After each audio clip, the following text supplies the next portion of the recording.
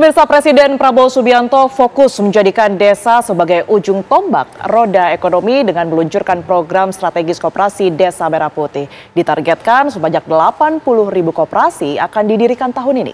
Tujuannya untuk memutus jaringan tengkulak dan mendekatkan petani dengan pasar. Namun, apa jaminan koperasi Desa Merah Putih tak bermasalah seperti program terdahulu?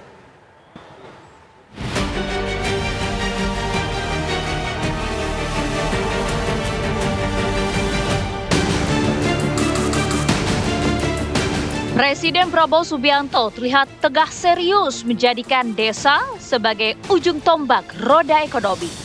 Berbagai program strategis pun sedang digas, salah satunya pembentukan Koperasi Merah Putih. Prabowo memiliki ambisi besar, mendirikan hingga 80.000 unit koperasi ke seluruh pelosok negeri. Tiap koperasi ini dijanjikan mendapatkan kucuran segar hingga 5 miliar rupiah untuk biaya operasional dan pengembangan. Salah satu juga keputusan besar kita adalah kita dalam waktu dekat akan membentuk 75.000 sampai 80.000 koperasi desa. Ada yang berbentuk berbasis pertanian, ada yang berbasis nelayan, dan ada yang berbasis lain. Tapi intinya adalah kita ingin ekonomi desa, ekonomi rakyat bergerak dengan cepat, memobilisasi kekuatan yang kita punya untuk menggerakkan seluruh ekonomi, dan ini akan ada suatu dampak yang sangat besar. Selain janji suntikan modal, fasilitas koperasi yang dirancang pun tak main-main. Ada warung sembako, kantor koperasi, klinik, apotek, hingga fasilitas gudang pendingin. Pendirian Koperasi Merah Putih ini tentunya bertujuan mulia. Koperasi akan menjadi pusat ekonomi desa, memutus rantai tengkulak, mendekatkan petani dengan pasar, sehingga harga jual produk pertanian pun tak lagi dipermainkan.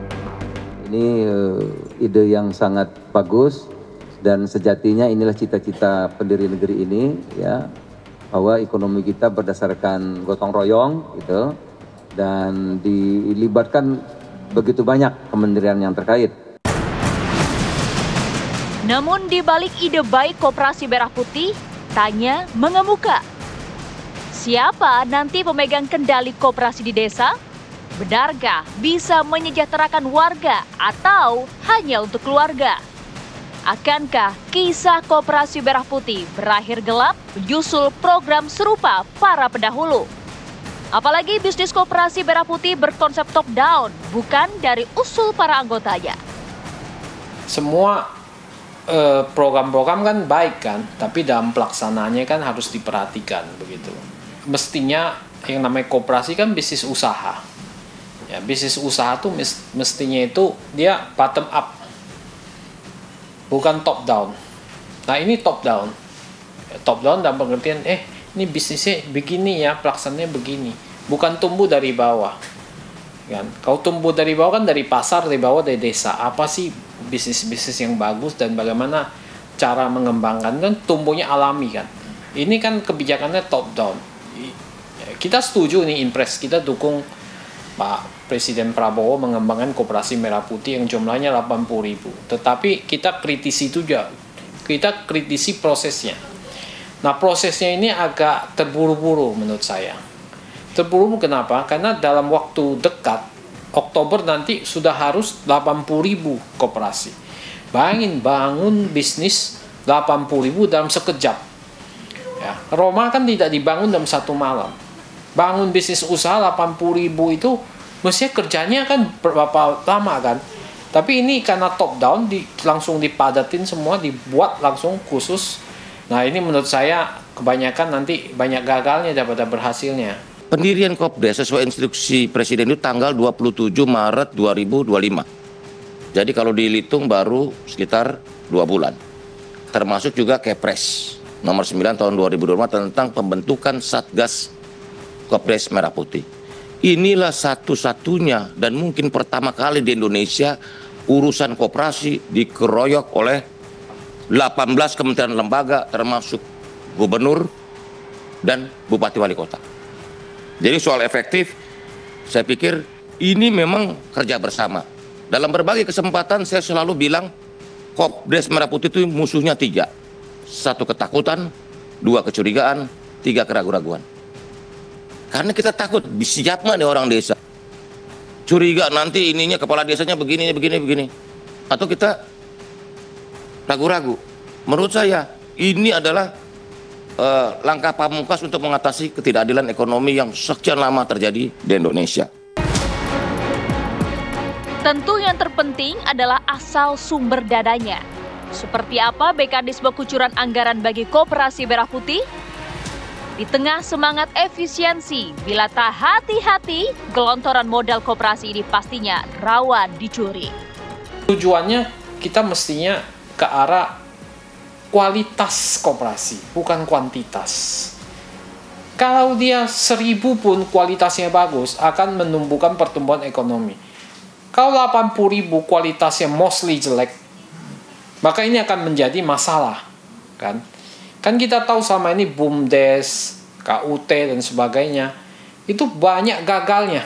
Hampir-hampir di setiap kabupaten, di setiap desa itu banyak gagalnya bisnisnya, ya kan? Dana desa juga nggak berhasil juga, karena banyak juga dikorupsi kan. Kelembagaan ini kita jaga dulu apa nih? Minimal ada musyawarah desa khusus. Saya nggak mau forum mekanisme pembentukan Kopdes ini cuman omon-omon 10 orang jadi, enggak. Harus ada musyawarah desa khusus, oke? Yang kedua, dalam aturan kita, Pak Mufti ini juga menjawab pertanyaan Pak Mufti, itu kita udah jelasin, kepala desa, ex officio, ketua pengawas. Dan dalam pengurus koperasi yang jumlahnya 5 orang, tidak boleh ada hubungan semendah. Jadi istri, anak, nggak boleh jadi pengurus. Jadi nanti kalau ada dia, pasti akan kita batalkan.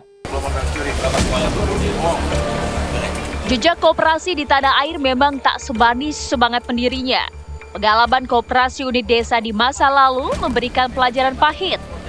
Tak sedikit KUD gagal akibat birokrasi hingga minimnya partisipasi anggota yang membuat koperasi mati suri. Pengalaman itu ya di beberapa koperasi di masa lalu kita sering melihat ada penyimpangan, penyalahgunaan dana, ya, keributan, friksi antara anggota, macam-macam lah ya. Kualitas SDM yang mungkin di satu daerah agak kurang bagus, sehingga tata bukunya menjadi nggak benar. Itu akan menghadapi masalah-masalah eksekusi lapangan yang banyak, yang kompleks. Nah, ini memang akan menjadi tantangan tersendiri nanti bagi KL, bagi mereka yang menjalankan di lapangan, ya.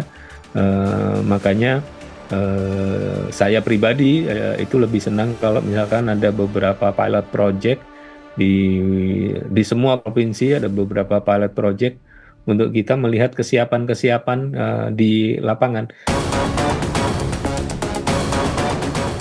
Bila sesuai rencana, banyak harapan Koperasi Merah Putih bisa membawa kesejahteraan bagi masyarakat desa. Tentu butuh pengawasan ketat agar gelontoran uang negara ke kas koperasi tak berakhir memakmurkan keluarga para oknum pejabat dan perangkat desa.